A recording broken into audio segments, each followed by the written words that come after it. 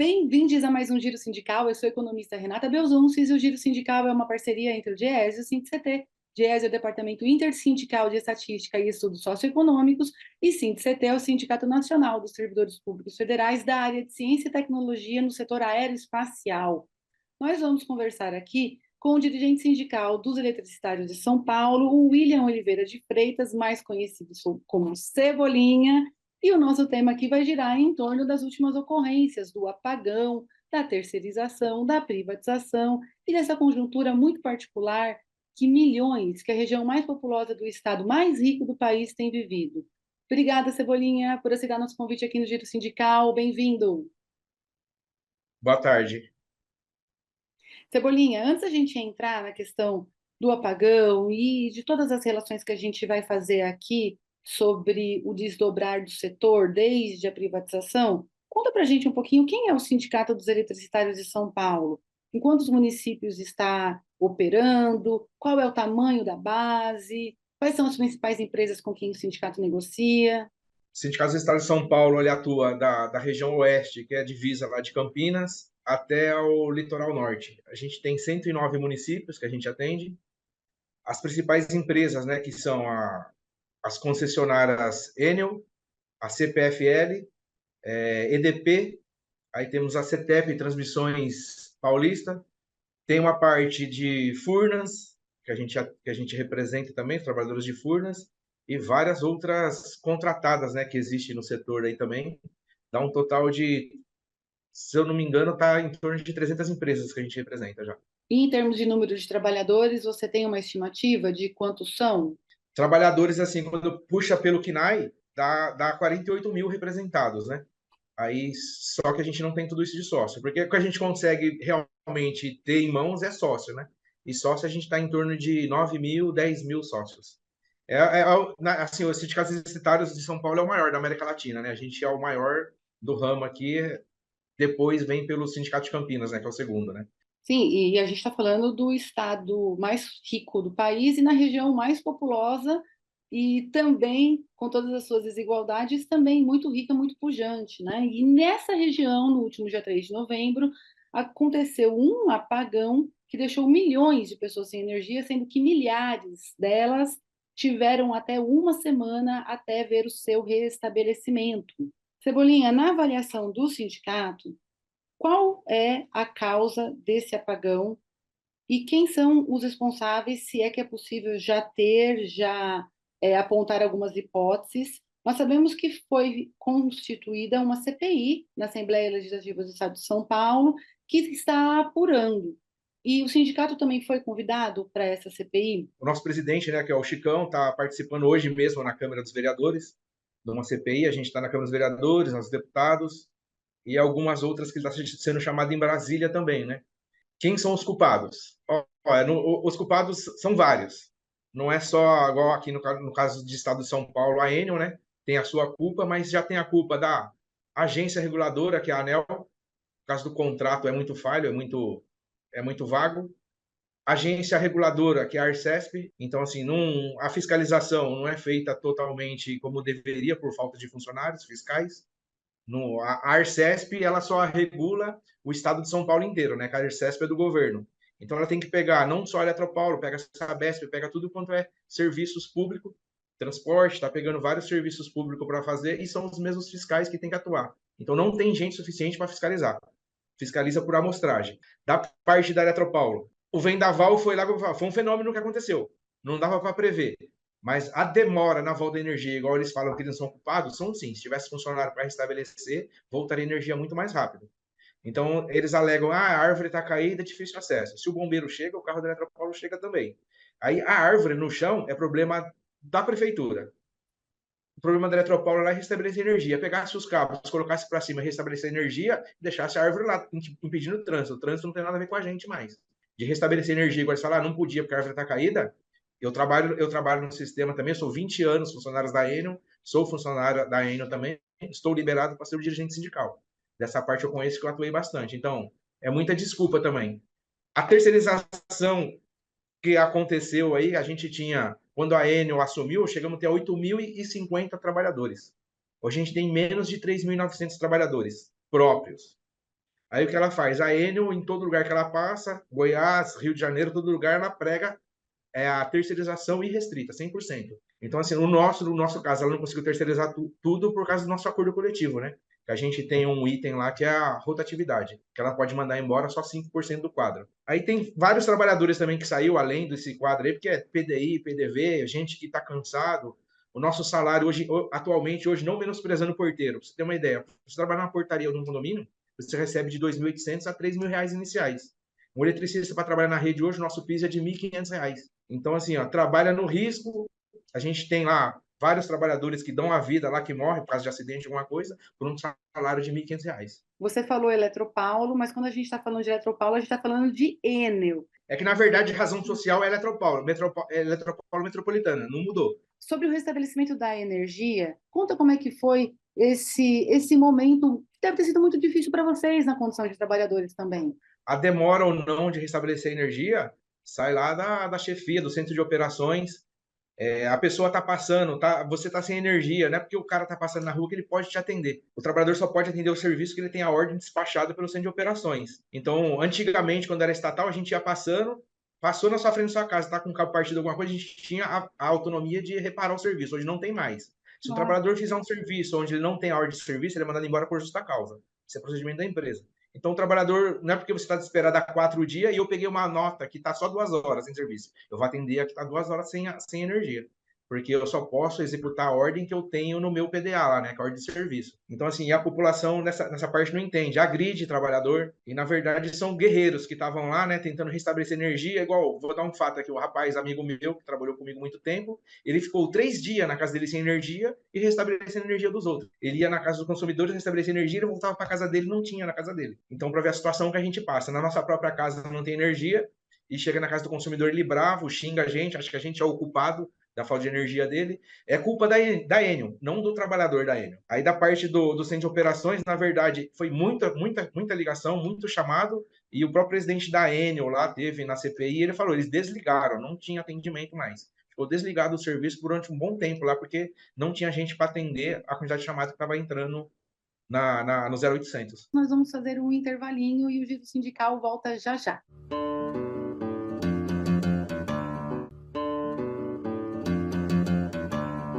O Giro Sindical está de volta e hoje nós recebemos o Cebolinha, ele que é dirigente do Sindicato dos Eletricistários de São Paulo. Cebolinha, o apagão da Enel, da área de concessão da Enel, na região metropolitana de São Paulo, colocou em xeque, mais uma vez, a questão da privatização, justamente no momento em que o governador Tarcísio de Freitas fala em privatizar o metrô, a CPTM e a Sabesp. A privatização da Eletropaulo aconteceu em 98, no governo Mário Covas, e de lá para cá o que se assiste muito claramente é o aumento da tarifa, sem que o serviço melhore e alcance mais pessoas. Para os trabalhadores, a primeira consequência das privatizações, inevitavelmente, são as demissões. E o que eu queria te perguntar também, além de você falar um pouquinho para a gente dos números que você tiver aí, é se esses cortes eles foram justificados porque houve implementação de tecnologias que reduziam a mão de obra, ou se foram cortes motivados simplesmente por redução de custos. Bom, a empresa alega que é tecnologia implantada na rede, que no nosso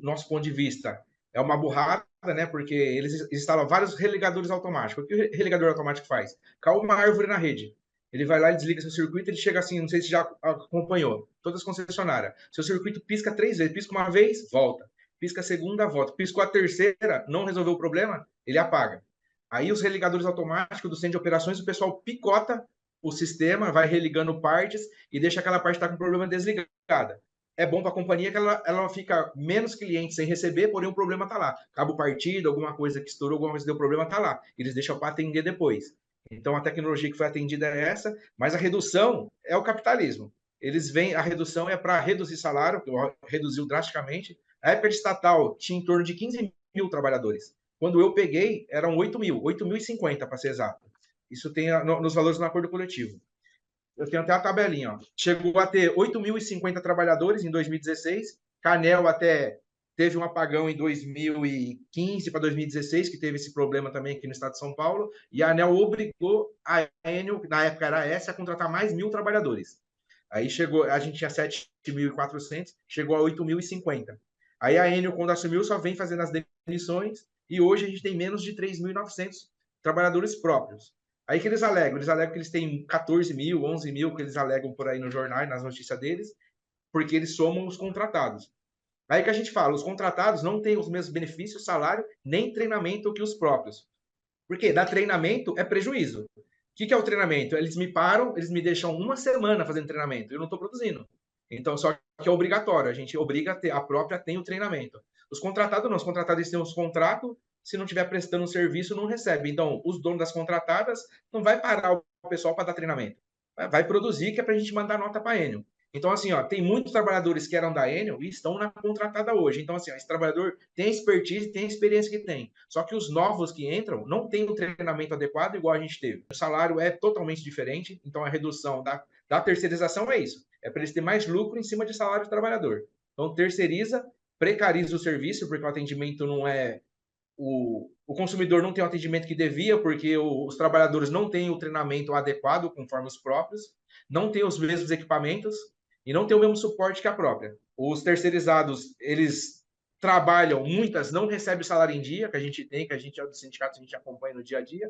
Tem empresas que estão aí, ó, ficam 2 meses sem pagar salário, a gente tem que ficar brigando, não deposita seu vale-refeição, o VE, na Enel mesmo. Tem 4 empresas contratadas que demitiram trabalhadores. Uma, a gente está com um processo, há 18 meses, simplesmente mandou embora e não pagou nenhum centavo. Aí depende do judiciário julgar lá, porque a gente está 18 meses brigando e não julga e não libera as verbas. Tem empresa que o rapaz tem, no caso, que a gente até teve que resolver na justiça. Ele separou e no pagamento dele tinha a pensão. A empresa desconta do dolerite dele e não repassa para a dona da pensão lá, que é a ex-mulher dele. Aí ele recebe o processo, polícia, oficial de justiça chega na casa dele para prender por falta de pagamento de pensão, só que é descontado diretamente do Lerite. Ele não recebe dinheiro e repassa. É descontado diretamente do Lerite. Então, assim, é a apropriação indébita que as contratadas fazem dos trabalhadores. E a Enel, a gente notifica a Enel, ela não faz nada com isso. Tem várias empresas que não depositam o básico, o fundo de garantia. Várias dessas empresas contratadas não depositam o fundo de garantia do trabalhador. A gente notifica a Enel, ela fala, não pode acontecer, a gente vai ver o que vai fazer. Mas tem empresa que está 24 meses sem pagar um centavo de fundo de garantia, que a gente representa. A reforma trabalhista liberou em 2017 totalmente as terceirizações. A Enel pegou a área de concessão em 2018, então ela aprofundou a terceirização. É correta essa afirmação? Com certeza, a Enel, por ela terceirizava 100% do quadro. Ela ia ter só os administrativos, alguém das operações lá como próprio. Essa é a vontade deles, deixam claro para a gente também. Eles querem terceirizar 100% do quadro. É o que eles pregaram em Goiás, no Rio de Janeiro. Rio de Janeiro era 100% terceirizado. Agora que eles estão tendo alguns trabalhadores próprios. Na semana passada, na sexta-feira, eles mandaram, porque ia ter aquela previsão que ia ter o novo vendaval de 100 km por hora aqui. Eles mandaram do Rio de Janeiro para cá 30 equipes para ficar de prontidão aqui, lá do Rio de Janeiro. O que aconteceu? O vendaval não passou aqui, passou lá. O que a gente teve que fazer da sexta para o sábado? Mandar essas equipes de volta para lá e levou 30 nossa para lá. A gente está sem equipe aqui agora. Se der alguma coisa aqui, a gente não tem equipe suficiente para atender. Então tá o pessoal, os trabalhadores próprios da Enel São Paulo, tem uma boa parte que está lá ajudando a restabelecer no Rio de Janeiro. No caso crítico, como que a gente teve a partir do dia 3 de novembro, em que a gente precisou, em que a companhia precisou mobilizar uma operação muito grande, e prejudica ela ter terceirizados, no sentido de que você precisa colocar todo mundo na rua, você precisa fazer uma sincronização, você precisa fazer uma priorização, você precisa fazer algo de maneira muito coordenada. É mais difícil entre os terceirizados, a linha de comando, de geração de tarefas e responsabilidades fica mais prejudicada, ou é tudo igual, ou não é esse o problema da terceirização? Próprio, a gente recebe já a reclamação do 0800, chega para a gente, aí quando vai para o nosso próprio ser atendido, o nosso centro de operações já passa para a gente já vai atender mais rápido. Quando vai o terceirizado, o nosso centro de operações transmite para o centro de operações terceirizado, o centro do terceirizado tem que resgatar o pessoal na rua, parar o serviço que eles estão fazendo para colocar em emergência. A maioria da equipe de contratadas, eles estão trabalhando em construção de rede, muita pessoas trabalha no corte e religa e coloca todo esse pessoal para atender emergência. O que acontece? Esse pessoal não tem experiência de emergência. É aí onde eles falam também que eles têm 11 mil trabalhadores. Agora, a pergunta que tem que ser feita para a Enel, igual os deputados, os senadores têm que fazer na CPI, é assim: tá bom, vocês têm 11 mil trabalhadores, mas quantos trabalhadores efetivos para restabelecimento de energia, quando tem um caos, restabelecimento de emergência, tem hoje em dia? É igual assim, de quadro próprio, a gente tem 3.900 trabalhadores. Dos 3.900 trabalhadores, quantos são operacionais? Aí dos operacionais tem que tirar quantos atende emergência.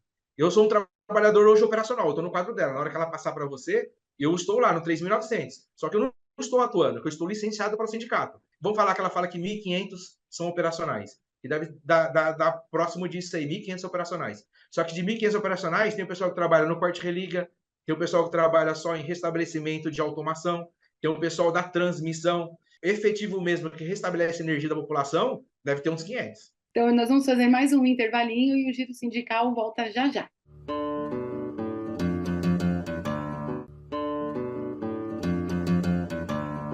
O Giro Sindical está de volta e este programa recebe o Cebolinha, ele que é dirigente do Sindicato dos Eletricistários de São Paulo.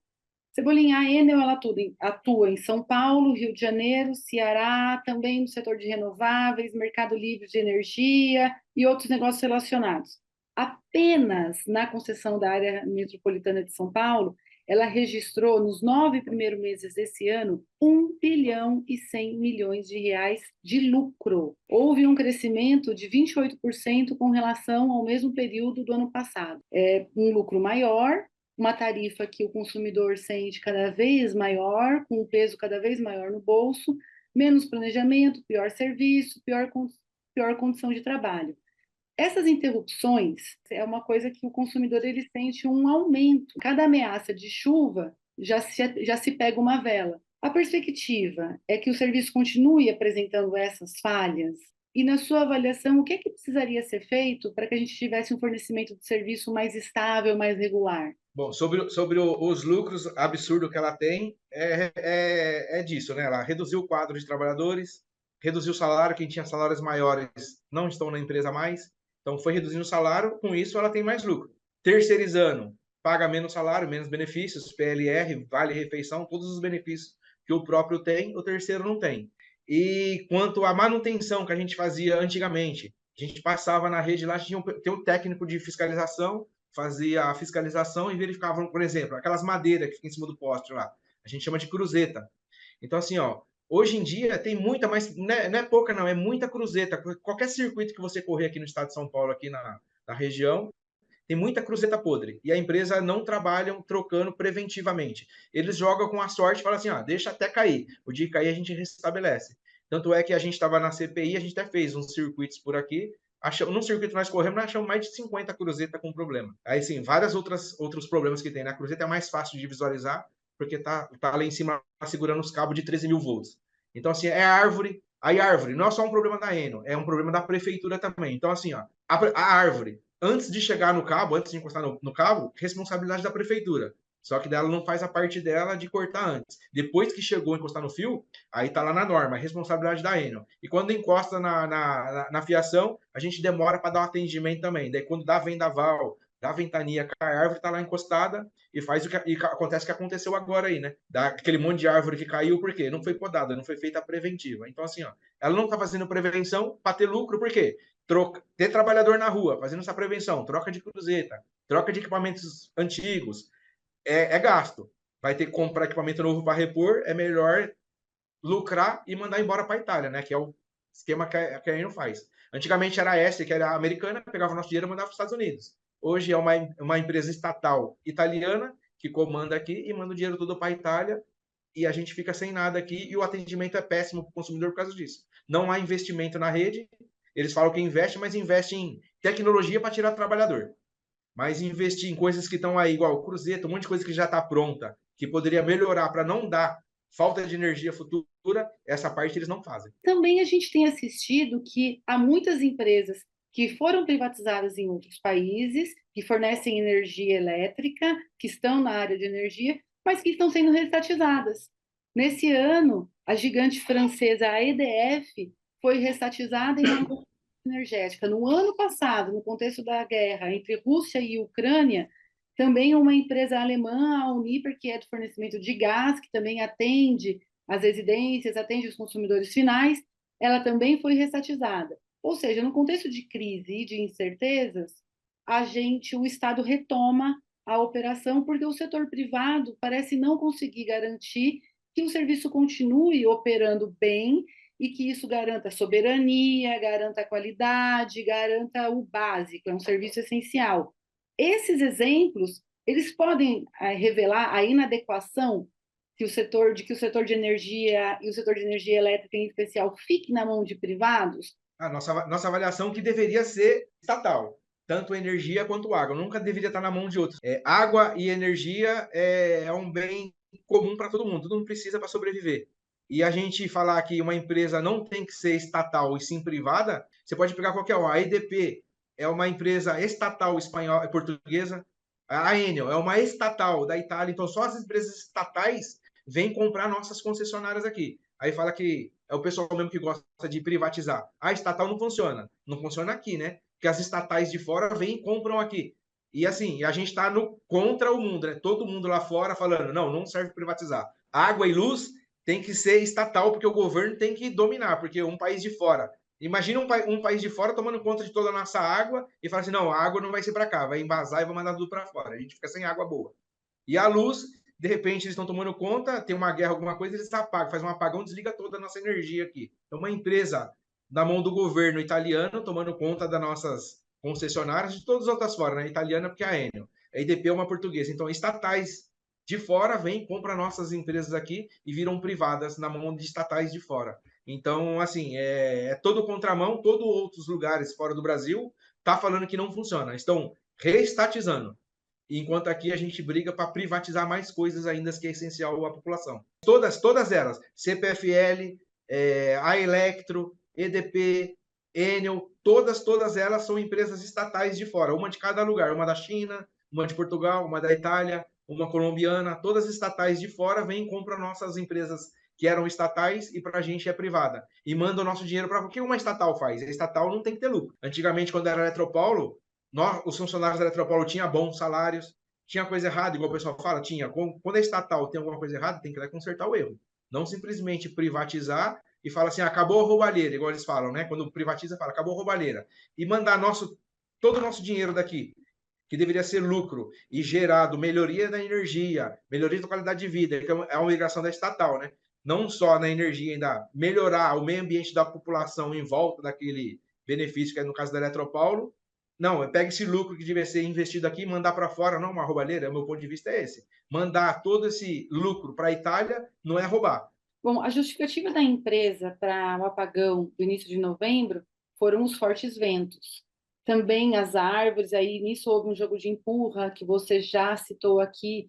Mas, Cebolinha, nós estamos, infelizmente, em um momento em que a mudança climática ela exige cada vez mais árvores. Nós temos passados aí por ondas de calor e a gente percebe nitidamente, não precisa ser cientista, não precisa ser climatologista para saber que é muito mais gostosinho para fugir desse calor um ambiente mais arborizado do que a nossa selva de pedra, a nossa pauliceia. A companhia ela também tem se comportado nesse caso como uma negacionista, porque ao negar que a gente vai passar por eventos climáticos extremos com cada vez mais frequência e ela não se preparar, ela entra na mesma chave, ela é uma negacionista. E nesse sentido cabe à ANEEL e à Arcesp fazer a regulação para que as empresas elas se preparem, porque elas por si só elas não vão fazer porque elas são motivadas pelo lucro. Mas parece que nem a ANEEL nem a Arcesp têm feito outra coisa senão garantir o lucro dessas empresas. Se você andar nas vias de São Paulo, você pode colocar assim, ó, vou chutar um número aqui, ó, 60% das árvores plantadas estão plantadas no mesmo lado que está a rede. Não podia ser feito um planejamento e ser plantadas as árvores do lado oposto? E o outro lado da rua não tem a rede e não tem a árvore. É poucas árvores que estão do lado oposto da nossa rede. Primeira coisa, na hora de plantar, aí a parte da prefeitura, ela tem que autorizar a árvore a ser plantada, tem que ser uma árvore que não vai crescer até chegar lá no nossa rede primária de 13 mil. Fazer o estudo, a plantar a árvore correta, que não vai prejudicar, já é um ponto. Não plantar do mesmo lado que a rede, e se plantou, tomar conta, que daí vira da prefeitura tomar conta. Então ela tem que ir lá e tomar conta. Já os órgãos fiscalizadores, esse é o contrato da privatização. É igual a Enel. A Enel joga conforme o contrato. O contrato é frouxo. O contrato que a ANEEL tem para regular as concessionárias é frouxo. Então, assim, ó, as concessionárias jogam com o que tem na mão. Um exemplo, se a empresa ir lá e trocar uma cruzeta, igual eu estava falando, tem muitas cruzetas podres na rua, no contrato não diz que ela é obrigada a trocar e ela não recebe por isso, entre aspas, que está na tarifa. Só que se ela trocar, se você bater um carro, caiu um poste, quando ela derrubou um poste, aí a ANEEL, a Arcesp, valida na revisão tarifária. Ela trocou tantos postes, então ela teve um gasto, um investimento de tanto, então vamos fazer isso na revisão tarifária. Se simplesmente ela ia trocar só uma cruzeta, por exemplo, não está no contrato, então assim, ela não recebe por isso, e é por isso que as empresas vão lá e falam assim, não, eu não recebo por isso, não vou fazer. Só que não recebe entre aspas, no contrato de concessão estava lá. Ela recebeu a rede funcionando e ela tem que manter funcionando. Então assim, ó, se ficou podre, ela recebeu boa. Se está podre, na concessão lá, quando ela comprou, ela sabia que ela tem que deixar em ordem, então ela tem que ir lá trocar sim, fazer a prevenção para não ter interrupção de energia. Só que no contrato ela não toma penalidade por não trocar. Ela alega que eu vou trocar se eu não vou receber, e a ANEEL olha lá no documento, ela só vai receber se ela trocar o poste. Então ela espera cair o poste, cair tudo para restabelecer, que daí ela recebe por isso na revisão tarifária, que é feita todo ano. A Arcesp, a gente pouco ouve falar, né? A gente pouco ouve falar. De vez em quando ouve-se falar mais até da ANEEL do que a da Arcesp. A Arcesp tem um papel, ou deveria ter um papel aqui no estado de São Paulo, assim como as outras estaduais, cada um em seu estado? Sim, quem regula todo o contrato de todos os concessionários é a ANEEL, que é o órgão federal. Aí, no estado de São Paulo, a gente tem a Arcesp, que é a agência reguladora que tem um contrato com a ANEEL. Então, assim, ela é um órgão do governo do estado de São Paulo que fiscaliza todo o estado de São Paulo é fiscalizado pela Arcesp. Aí tem que fazer a fiscalização de cobrança indevida, toda a parte de regulação de energia elétrica, a Arcesp tinha que estar atuando 100% em cima, fiscalizando como que está nas condições da rede, qual o trabalho que está sendo feito pelas concessionárias, todas as concessionárias do estado de São Paulo. Estão fazendo efetivamente o contrato diz? Está sendo atendida a população da forma que deveria? E é uma coisa que é frouxa e eles não fazem 100%, né? Uma por falta de pessoas também na Arcesp. É poucos trabalhadores na Arcesp que o governo não quer contratar. Se eu não me engano, são 20 fiscais que a Arcesp tem para o estado de São Paulo. Então, assim, dos 20, daí você pega aquele pessoalzinho que tá fazendo só o serviço administrativo, não estão em campo. Então vai sobrar 11 fiscais para o estado de São Paulo. Então, assim, quando se fala de Arcesp, do estado, o estado de São Paulo. Pega o estado inteiro, são 20 fiscais para regular todas essas concessionárias. Então, vai ser, eles fiscalizam corretamente? Quando sair para campo, pode até ser que fiscalize, quando ele sair para campo. Mas como que vai atender o estado inteiro com 20 pessoas? E eu te agradeço demais aqui pelo seu tempo e estamos aqui à disposição para uma próxima oportunidade. Eu que agradeço e eu fico o recado, né? O pessoal que quer privatizar, é a favor de privatizar a Sabesp, dê uma olhadinha como está a Eletropaulo, que o pessoal só pensa em lucro. Obrigada, Cebolinha. Seguimos por aqui. Tchau, tchau. Obrigado, tchau, tchau.